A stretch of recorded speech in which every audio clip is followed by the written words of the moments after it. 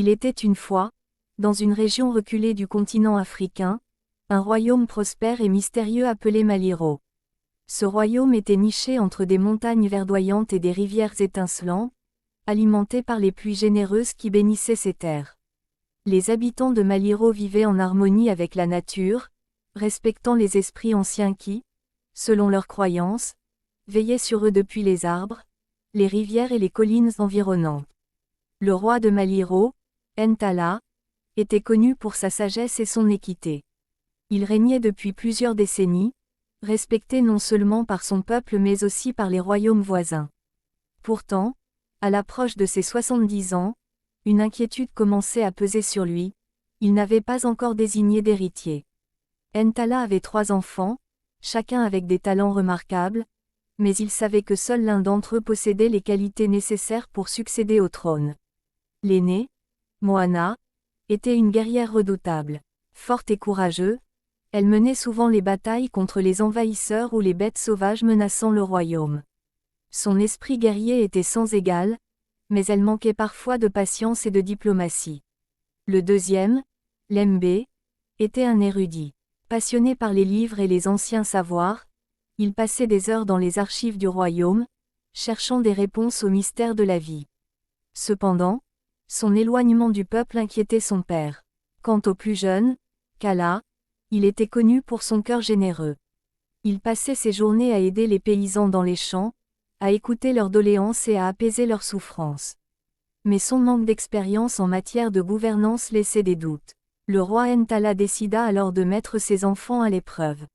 Il leur annonça que celui qui réussirait la tâche qu'il allait leur confier deviendrait le prochain souverain de Maliro.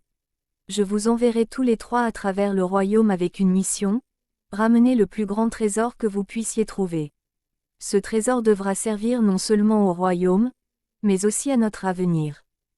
Le lendemain, Moana, Lembe et Kala partirent chacun de leur côté, déterminés à prouver leur valeur. Moana se dirigea vers l'est, là où les montagnes renfermaient des minerais précieux. Elle savait que l'or et les diamants pouvaient assurer la richesse et la puissance du royaume pour des générations. Après plusieurs semaines d'exploration dangereuse, elle revint avec des sacs remplis de pierres scintillantes. Elle était convaincue que cette richesse matérielle ferait d'elle l'héritière légitime du trône. Lembe, quant à lui, choisit de voyager vers les terres anciennes où les grands sages du passé avaient laissé leurs écrits. Il pensait que la connaissance et le savoir étaient les véritables trésors. Après de longues recherches, il trouva des manuscrits oubliés, contenant des secrets médicinaux et des techniques agricoles avancées. Il rentra avec ces parchemins précieux, convaincu que ces savoirs pourraient transformer le royaume. Kala, de son côté, marcha vers l'ouest, en direction des villages éloignés du royaume.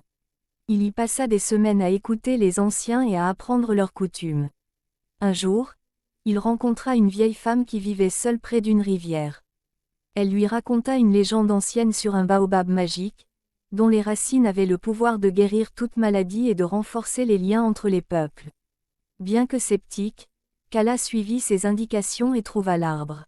Il revint avec un simple morceau de son écorce, convaincu que l'essence de l'humanité résidait dans la paix, la guérison et l'unité. Quand ils revinrent tous les 3 au palais, le roi Ntala les écouta attentivement. Moana présenta ses pierres précieuses, expliquant comment elles pourraient enrichir le royaume. Lembe montra ses manuscrits, expliquant que le savoir qu'ils contenaient pourrait rendre Maliro plus prospère et autosuffisant. Kala, quant à lui, présenta son morceau d'écorce et raconta l'histoire du baobab magique. Il parla de l'importance de soigner les âmes et d'unir le peuple, plus que de le gouverner par la richesse ou le savoir.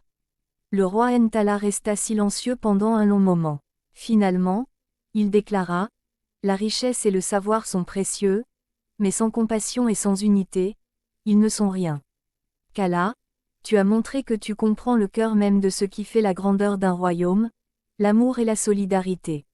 C'est toi qui seras mon successeur. » Moana et Lembe, bien qu'un peu déçus, comprirent la sagesse de la décision de leur père. Sous le règne de Kala, le royaume de Maliro prospéra, non seulement grâce à ses ressources et à son savoir, mais surtout grâce à l'unité et à la paix qui régnaient parmi ses habitants. Ainsi, La légende du royaume de Maliro et de son roi au cœur généreux se transmit de génération en génération, inspirant d'autres royaumes à suivre la voie de la compassion et de la justice. Merci d'avoir regardé cette vidéo. Si elle vous a plu, n'oubliez pas de laisser un petit like pour soutenir la chaîne. Et pour ne rien manquer des prochaines vidéos, pensez à vous abonner et activer la cloche pour recevoir toutes les notifications. À très bientôt pour des nouvelles vidéos.